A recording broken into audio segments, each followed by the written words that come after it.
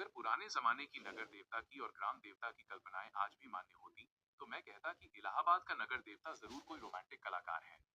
ऐसा लगता है कि इस शहर की बनावट, गठन, जिंदगी और रहन सहन में कोई बंधे बधाए नियम नहीं, कहीं कोई कसाव नहीं। हर जगह एक स्वच्छंद खुलाव, एक बिखरी हुई सी अनियमितता।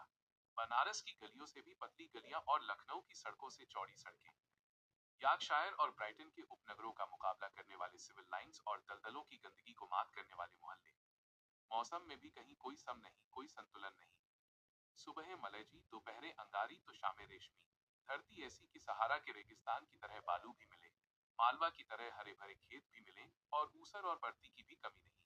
सचमुच लगता है कि प्रयाग का नगर देवता स्वर्ग कुंजों से निर्वासित कोई मनमौजी कलाकार है, जिसके सृजन में हर रंग के डोरे हैं। और चाहे जो हो, मगर इधर ग्वार, कार्तिक तथा उधर वसंत के बाद और होली के बीच के मौसम से इलाहाबाद का वातावरण नेस्टोशियम और पैंजी के फूलों से भी ज्यादा खूबसूरत और आम के बौरों की खुशबू से भी ज्यादा महकदार होता है। सिविल लाइंस हो या अल्फ्रेड बाग, गंगातट हो या खुसरू बाग, लगता है कि हवा एक नटखट दोशीजा की तरह कलियों के आंचल और लहरों के मिजाज से छेड़खानी करती चलती है। और अगर आप सर्दी से बहुत नहीं डरते, तो आप जरा एक ओवरकोट डालकर सुबह सुबह घूमने निकल जाएं, तो इन खुली हुई जगहों की फिजा इठलाकर आपको अपने जादू में बांध लेगी। खास तौर से पौ फटने के पहले तो आपको एक बिल्कुल नई अनुभूति होगी। वसंत के नए नए मौसमी फूलों के रंग से मुकाबला करने वाली हल्की सुनहली बाल सूर्य की अंगुलियां सुबह की राजकुमारी के गुलाबी वक्ष पर बिखरे हुए भौराले केसुओं को धीरे धीरे हटाती जाती हैं, और क्षितिज पर सुनहली तरुणाई बिखर पड़ती है। एक ऐसी ही खुशनुमा सुबह थी, और जिसकी कहानी मैं कहने जा रहा हूँ, वो सुबह से भी ज्यादा मासूम युवक, प्रभाती गाकर फूलों को जगाने वाले देवदूत की तरह अल्फ्रेड पार्क के लॉन पर फूलों की सरजमी के किनारे किनारे घूम रहा था। स्वीट पी के रंग का पश्मीने का लंबा कोट, जिसका एक कॉलर उठा हुआ था और दूसरे कॉलर में सरों की एक पत्ती बटन होल में लगी हुई थी, सफेद मक्खन जीन की पतली पैंट और पैरों में सफेद जरी की पेशावरी सैंडलें, भरा हुआ गोरा चेहरा और ऊंचे चमकते हुए माथे पर झूलती हुई एक रूखी भूरी लट। चलते चलते उसने एक रंग बिरंगा गुच्छ इकट्ठा कर लिया था और रह रहकर वो उसे सूंघ लेता था। पूरब के आसमान की गुलाबी पंखुड़ियां बिखरने लगी थी, और सुनहले पराग की एक बौछार सुबह के ताजे फूलों पर बिछ रही थी। अरे सुबह हो गई, उसने चौंक कर कहा, और पास की एक बेंच पर बैठ गया।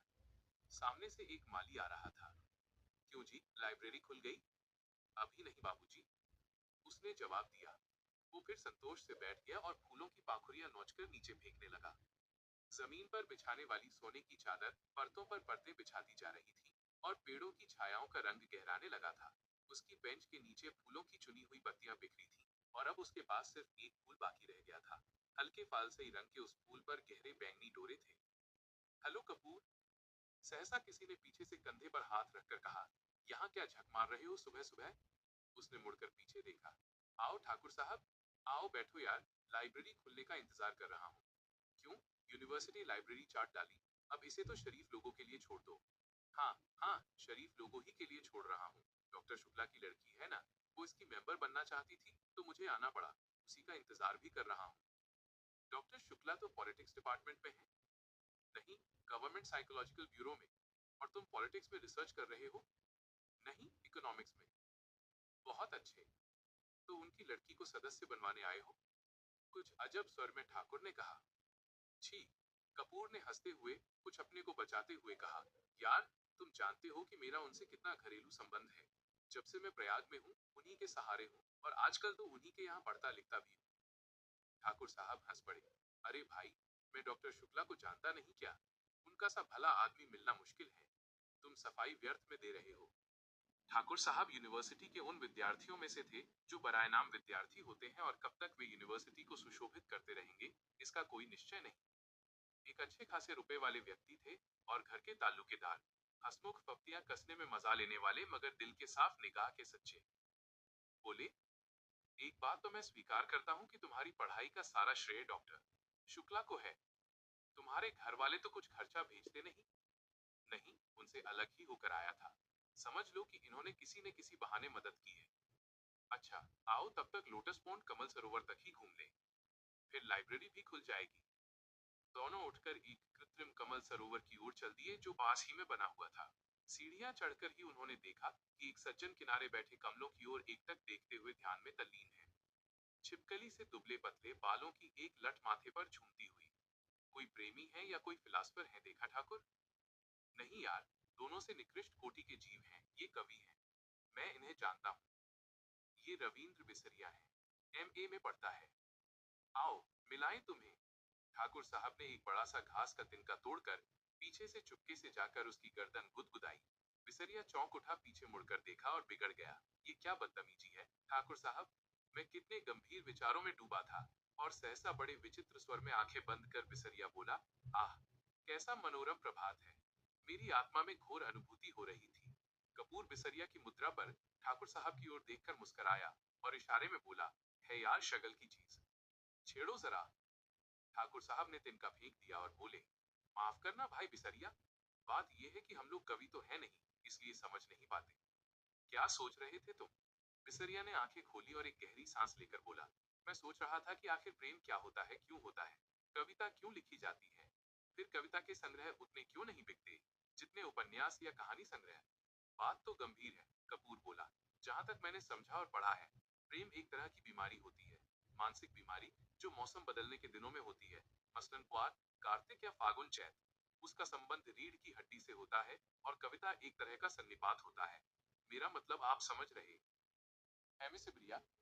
सिबरिया नहीं बिसरिया, ठाकुर साहब ने टोका। बिसरिया ने कुछ उजलत, कुछ परेशानी और कुछ गुस्से से उनकी ओर देखा और बोला, क्षमा कीजिएगा, आप या तो फ्राइडवादी हैं या प्रगतिवादी, और आपके विचार सर्वदा विदेशी हैं। मैं इस तरह के विचारों से घृणा करता हूँ। कपूर को जवाब देने ही वाला था कि ठाकुर साहब बोले, अरे भाई, बेकार उलझ गए तुम लोग, पहले परिचय तो कर लो आपस में। ये है श्री चंद्र कुमार कपूर, विश्वविद्यालय में रिसर्च कर रहे हैं, और आप हैं श्री रविंद्र बिसरिया, इस वर्ष एमए में बैठ रहे हैं। बहुत अच्छे कवि हैं। कपूर ने हाथ मिलाया और फिर गंभीरता से बोला, क्यों साहब, आपको दुनिया में और कोई काम नहीं रहा जो आप कविता करते हैं? बिसरिया ने ठाकुर साहब की ओर देखा और बोला, ठाकुर साहब, ये मेरा अपमान है, मैं इस तरह के सवालों का आदी नहीं हूँ। और उठ खड़ा हुआ। अरे बैठो बैठो। ठाकुर साहब ने हाथ खींचकर बिठा लिया। देखो, कपूर का मतलब तुम समझे नहीं। उसका कहना यह है कि तुम में इतनी प्रतिभा है कि लोग तुम्हारी प्रतिभा का आदर करना नहीं जानते। इसलिए उन्होंने सहानुभूति में तुमसे कहा कि तुम और कोई काम क्यों नहीं करते। वरना कपूर साहब तुम्हारी कविता के बहुत शौकीन हैं, मुझसे बराबर तारीफ करते हैं। बिसरिया पिघल गया और बोला, क्षमा कीजिएगा, मैंने गलत समझा। अब मेरा कविता संग्रह छप रहा है, मैं आपको अवश्य भेंट करूंगा। और फिर बिसरिया ठाकुर साहब की ओर मुड़कर बोला, अब लोग मेरी कविताओं की इतनी मांग करते हैं कि मैं परेशान हो गया हूँ। अभी कल त्रिवेणी के संपादक मिले, कहने लगे अपना चित्र दे दो। मैंने कहा कि कोई चित्र नहीं है तो पीछे पड़ गए। आखिरकार मैंने आइडेंटिटी कार्ड उठाकर दे दिया। वाह, कपूर बोला, मान गए आपको हम। तो आप राष्ट्रीय कविताएं लिखते हैं या प्रेम की? जब जैसा अवसर हो, ठाकुर साहब ने जड़ दिया। वैसे तो ये वारफ्रंट का कवि सम्मेलन, शराबबंदी कॉन्फ्रेंस का कवि सम्मेलन, शादी ब्याह का कवि सम्मेलन, साहित्य सम्मेलन का कवि सम्मेलन, सभी जगह बुलाए जाते हैं। बड़ा यश है इनका। बिसरिया ने प्रशंसा से मुग्ध होकर देखा, मगर फिर एक गर्व का भाव मुंह पर लाकर गंभीर हो गया। कपूर थोड़ी देर चुप रहा, फिर बोला, तो कुछ हम लोगों को भी सुनाइए ना, अभी तो मूड नहीं है। बिसरिया बोला। ठाकुर साहब बिसरिया को पिछले 5 सालों से जानते थे। वे अच्छी तरह जानते थे कि बिसरिया किस समय और कैसे कविता सुनाता है। अतः बोले, ऐसे नहीं कपूर, आज शाम को आओ, जरा गंगा जी चलें, कुछ बोटिंग रहे, कुछ खाना पीना रहे, तब कविता भी सुनना। कपूर को बोटिंग का बेहद शौक था। फौरन राजी हो गया और शाम का विस्तृत कार्यक्रम बन गया। इतने में एक कार उधर से लाइब्रेरी की ओर गुजरी। कपूर ने देखा और बोला, अच्छा ठाकुर साहब, मुझे तो इजाजत दीजिए, अब चलूं लाइब्रेरी में। वो लोग आ गए। आप कहाँ चल रहे हैं? मैं जरा जिमखाने की ओर जा रहा हूँ। अच्छा भाई, तो शाम को पक्की रही? बिल्कुल पक्की, कपूर बोला और चल दिया। लाइब्रेरी के पोर्टिको में कार रुकी थी और उसके अंदर ही डॉक्टर साहब की लड़की बैठी थी। क्यों सुधा, अंदर क्यों बैठी हो? तुम्हें ही देख रही थी चंदर। और वो उतर आई। दुबली पतली नाटी सी साधारण सी लड़की, बहुत सुंदर नहीं, केवल सुंदर, लेकिन बातचीत में बहुत दुलारी। चलो अंदर चलो, चंदर ने कहा। वो आगे बढ़ी, फिर ठिठक गई और बोली, चंदर, एक आदमी को 4 किताबें मिलती हैं। हाँ। क्यों? तो उसने बड़े भोलेपन से मुस्कुराते हुए कहा, तो तुम अपने नाम से मेंबर बन जाओ और 2 किताबें हमें दे दिया करना, बस, ज्यादा का हम क्या करेंगे? नहीं, चंदर हंसा, तुम्हारा तो दिमाग खराब है। खुद क्यों नहीं बनती मेंबर? नहीं, हमें शर्म लगती है, तुम बन जाओ मेंबर हमारी जगह पर। पगली कहीं की। चंदर ने उसका कंधा पकड़कर आगे ले चलते हुए कहा, वाह रे शर्म, अभी कल ब्याह होगा तो कहना, हमारी जगह तुम बैठ जाओ चंदर। कॉलेज में पहुंच गई लड़की। अभी शर्म नहीं छूटी इसकी। चल अंदर। और वो हिचकती, ठिठकती, झेपती और मुड़ मुड़कर चंदर की ओर रूठी हुई निगाहों से देखती हुई अंदर चली गई।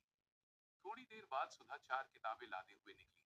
कपूर ने कहा, लाओ, मैं ले लूं।